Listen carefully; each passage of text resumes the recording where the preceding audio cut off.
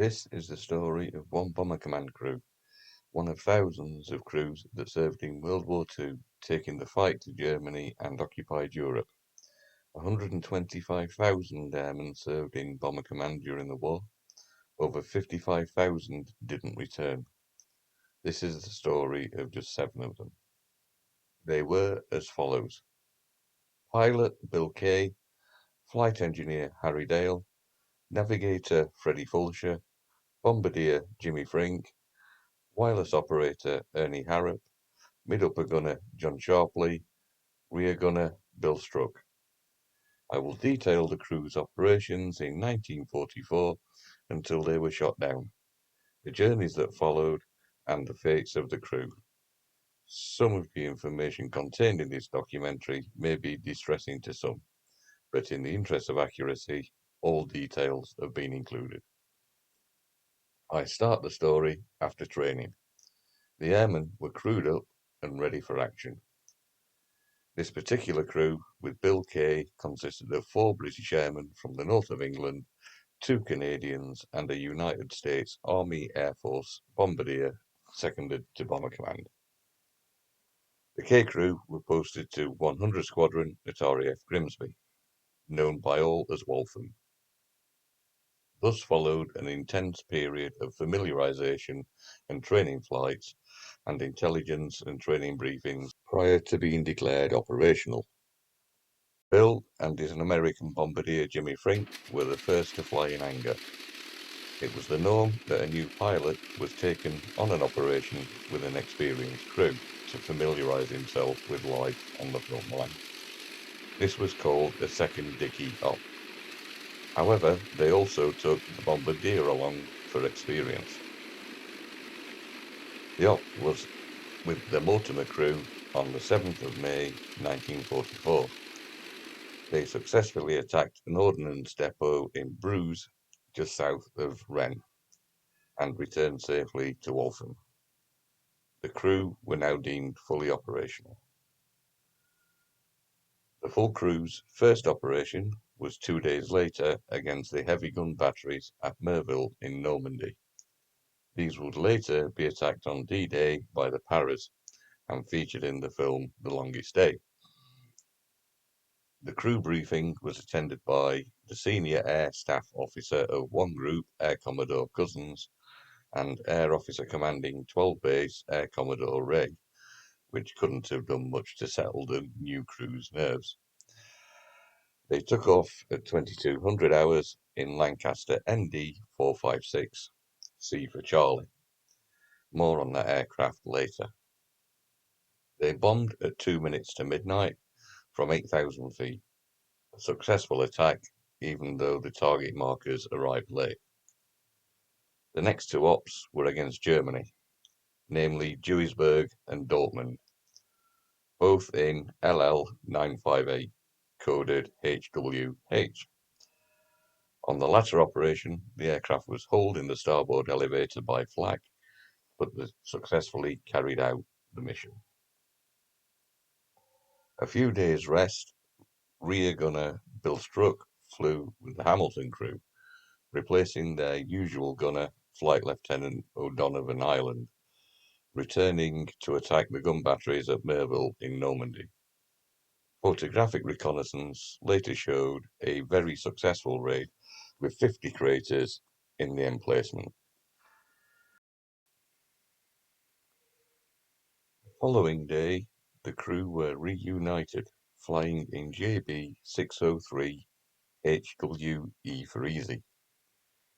This attack was another gun emplacement near O, near Cayeux. Again, another successful raid.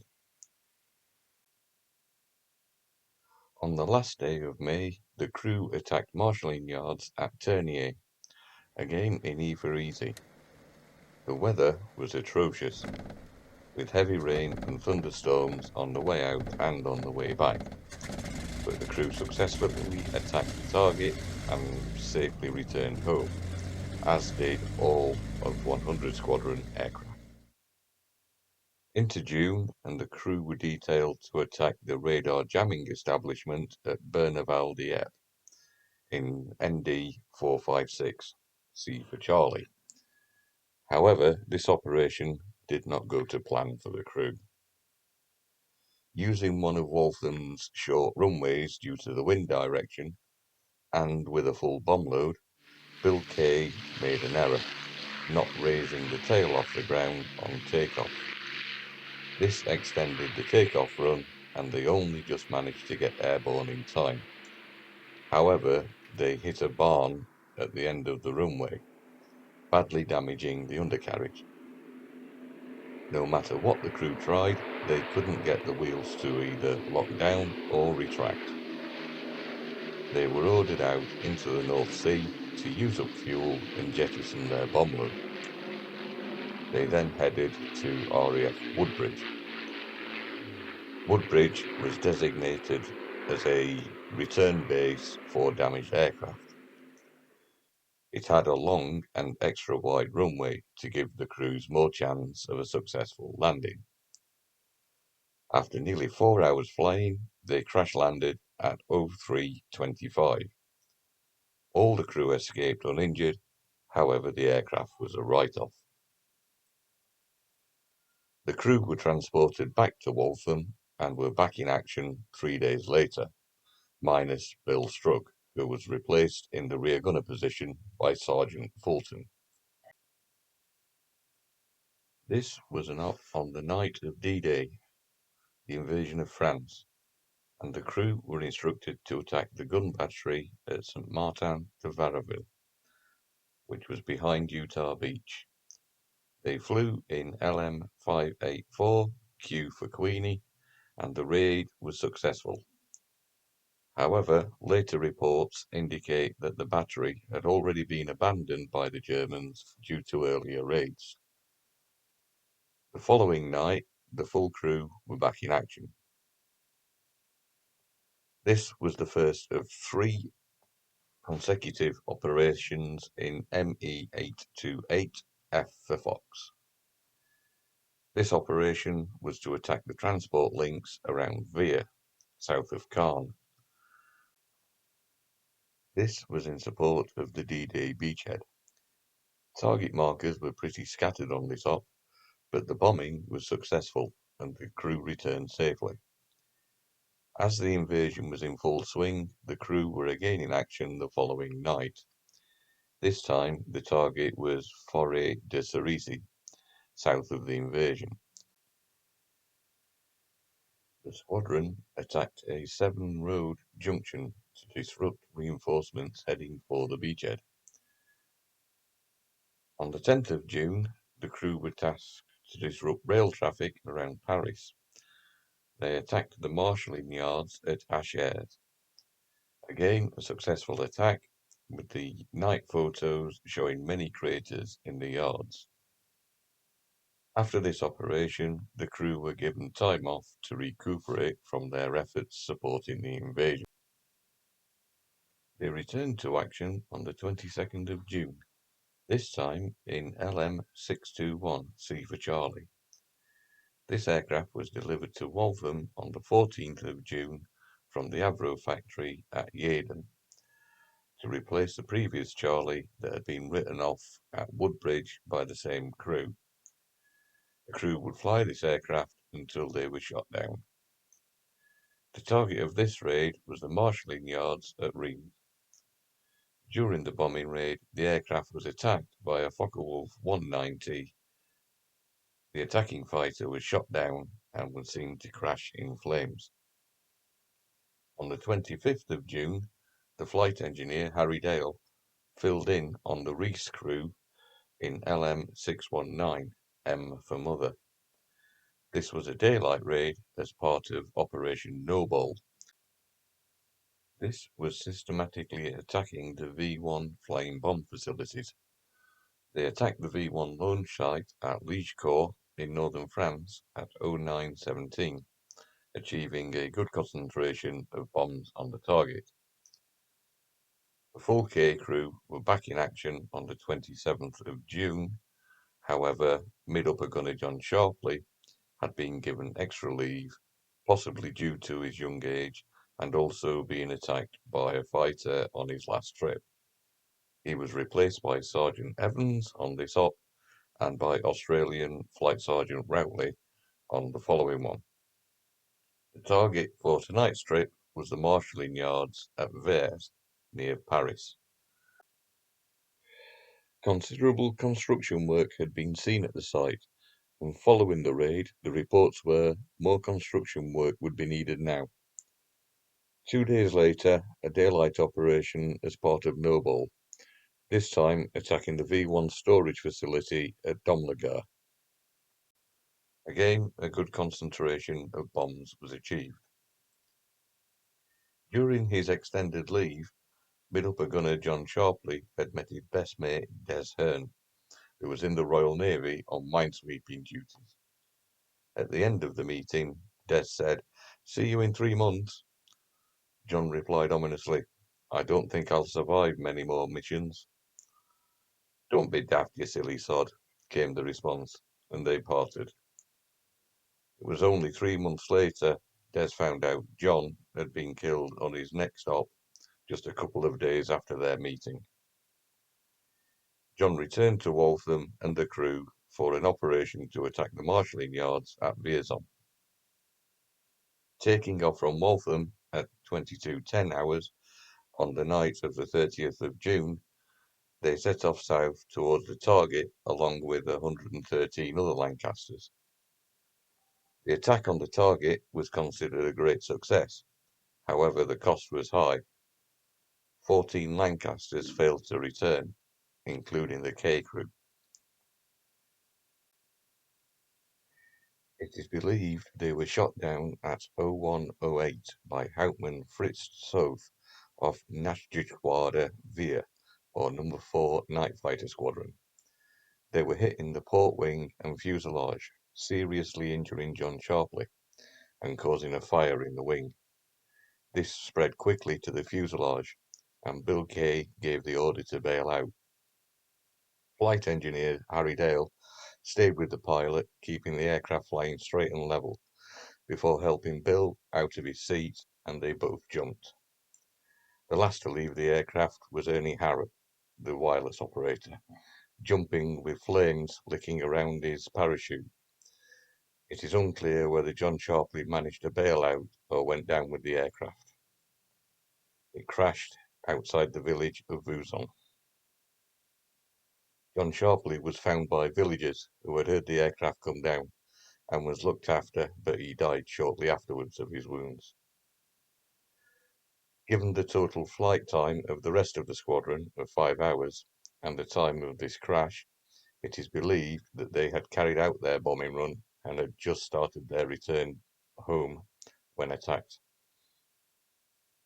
Of the 6 who definitely managed to bail out, all landed safely, although scattered and with various injuries.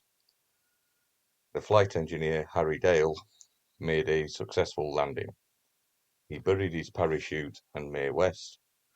He was unable to make contact with any of the other crew, so set off north towards Orleans. After a hard night's march, he would reach the outskirts of the city, only to be captured by the Wehrmacht the next day. He was transported to Dalag Luft, the interrogation centre on the outskirts of Frankfurt, before being sent to Stalag Luft 7 at Bankau, where he would stay for 6 months until the end of 1944. By then, the Russians were advancing rapidly, and on the 19th of January 1945, the 1,500 inmates left the camp and were force-marched in freezing conditions to Goldberg, over 18 days and with little food. From Goldberg, they were loaded onto trains and transported to Stalag 3A at Buchenwald. This is where Harry saw out the rest of the war. The wireless operator, Ernie Harrop, injured his side on bailing out. He initially hid his parachute and Mae West, but later returned to bury them.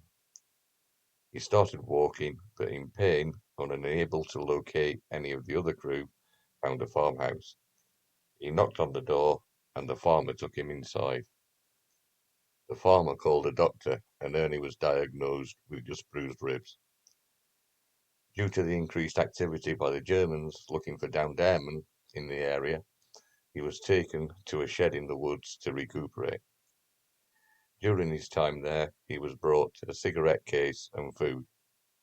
He was also brought the scalp of John Sharpley. He was able to identify his crewmate and added his name to the death certificate. After 5 days in the hut, he returned to the farmhouse where he was sheltered until the 17th of August, when he again developed pains in his side. This time he was diagnosed with appendicitis, and the locals organised transport to move him to an American clearing station who had now reached Orleans. The following day, he moved to number 32 American Field Hospital and was operated on. On the 23rd of August, he was flown to the UK, spending some time at the American hospital in Everley before moving to the RAF hospital at Rawton on the 25th of September. He was finally discharged on the 10th of October 1944. Bill Struck had been knocked unconscious when bailing out. He remembers nothing of his descent. He woke up at 5 a.m. to find his parachute hung in a tree. He buried the parachute and Mae West and walked to a nearby house. Luckily, the family were friendly with the local Maquis resistance, and he was then moved to a house near La Feu-Saint-Aubin, where he was reunited with Bill Kay and Jimmy Frink. Bill Kay had hurt his legs on landing. However, he set off walking north. Around dawn, he approached the town of La Feu-Saint-Aubin, and his legs had started to seize up. He went to a bakery to ask for help. The old baker hid him above the shop and brought someone to look at his legs. He was handed a note written in English saying that a cart would be arriving soon to take him to a house in the woods. The cart duly arrived, he jumped on board and was taken out of the town.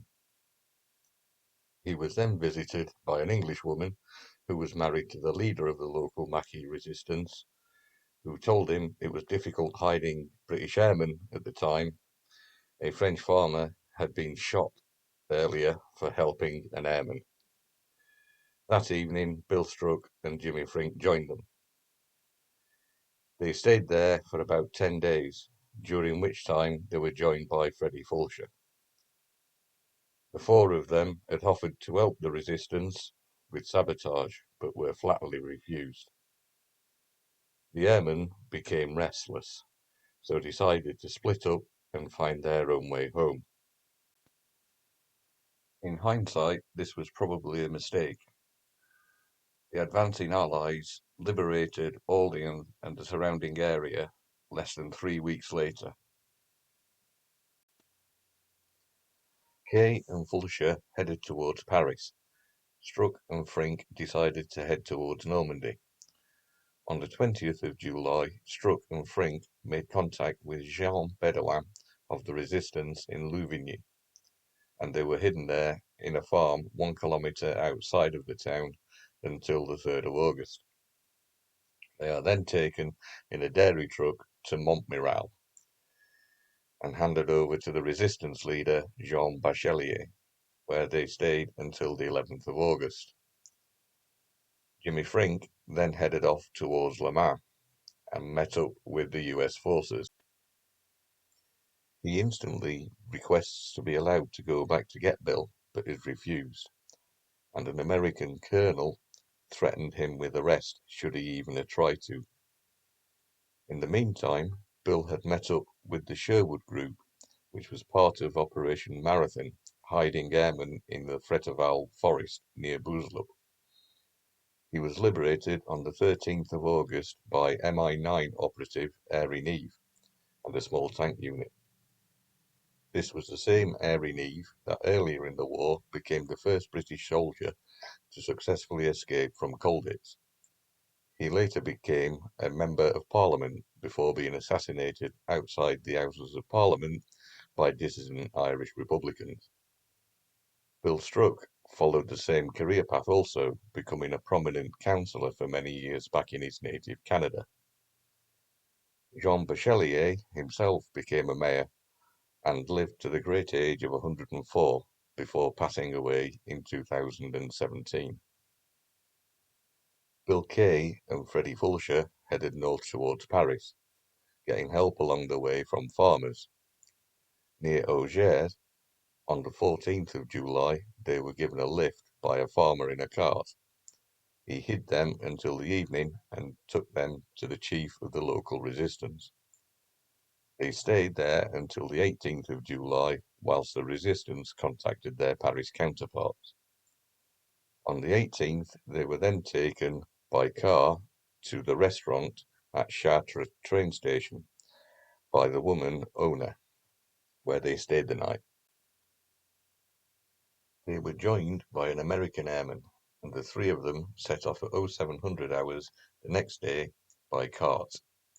Their guide successfully negotiated the roadblocks, and they were handed over to their Paris guide, who took them to a safe house. They were told to destroy all evidence that they were Allied airmen and filled in interrogation forms with name, rank and number. They were told they would be taken out of the city to meet a car which would take them on their way. However, the rendezvous never happened. The car stopped on the outskirts of Paris. A German truck pulled up with a load of Gestapo in it, and they had been caught. They had been betrayed by a Gestapo double agent.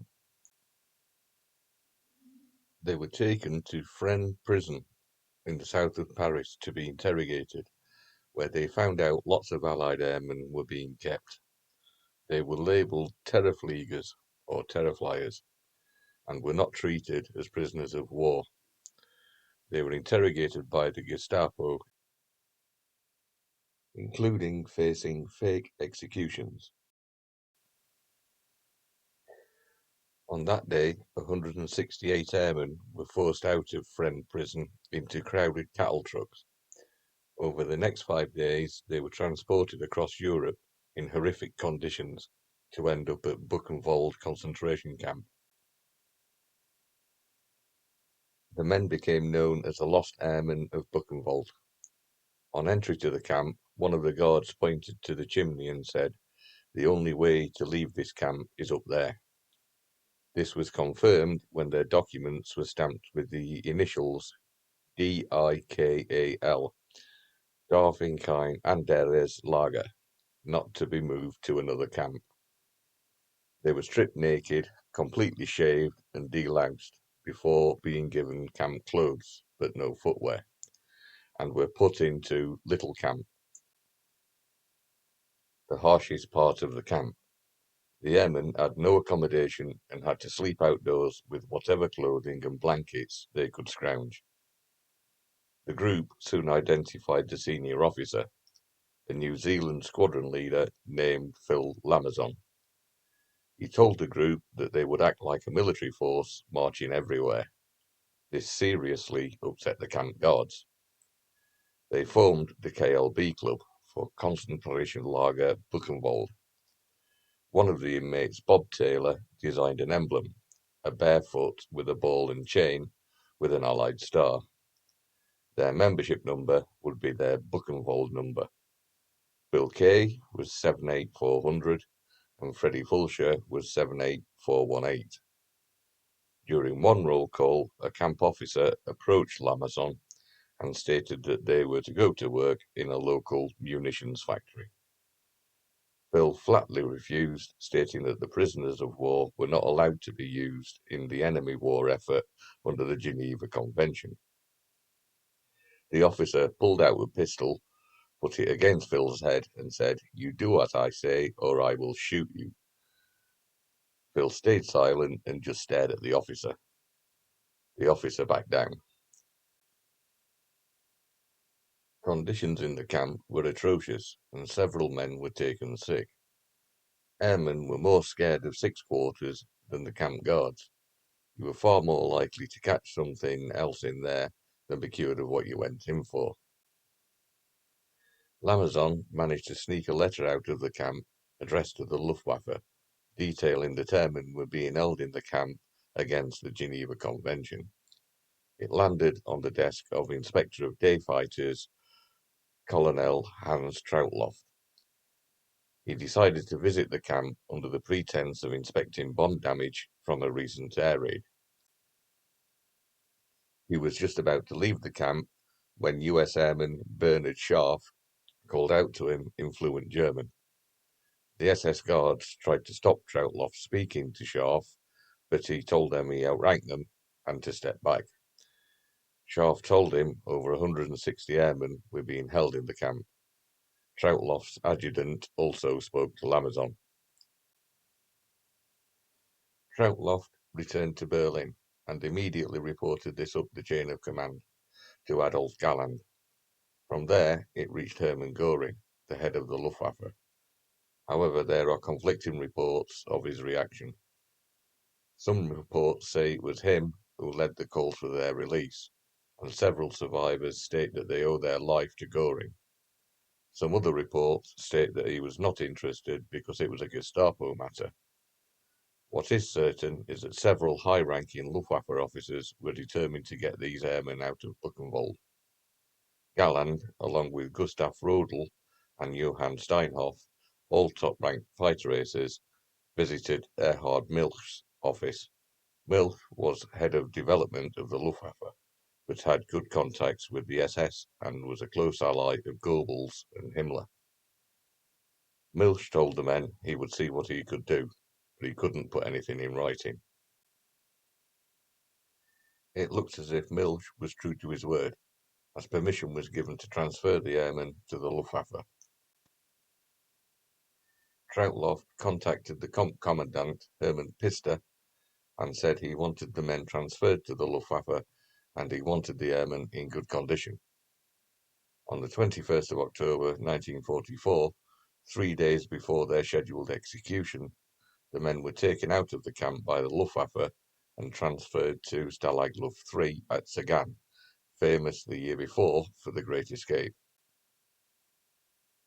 2 airmen, a British flying officer, Phil Hemmons, and an American, First Lieutenant Clinton Beck Jr., unfortunately died in Buchenwald of sickness before being saved. Kay and Fulsher stayed at Sagan until the 1st of February 1945, when they were marched out of the camp on the Long Walk, ending up at Stalag 3A at Luckenwald with flight engineer Harry Dale. During the last few weeks of the war, all inmates were told to stay put. The advancing armies did not want thousands of airmen walking around whilst they were trying to finish the war. Anyone who escaped would be court-martialed. Kay ignored this and walked out of the camp and met up with the American army. The others stayed put until they were liberated by the Russian army on the 22nd of April 1945. Kay was not court-martialed. This story is dedicated to the 55,000 men of Bomber Command who never came home, but in particular to John Sharpley. You paid the ultimate sacrifice for our freedom.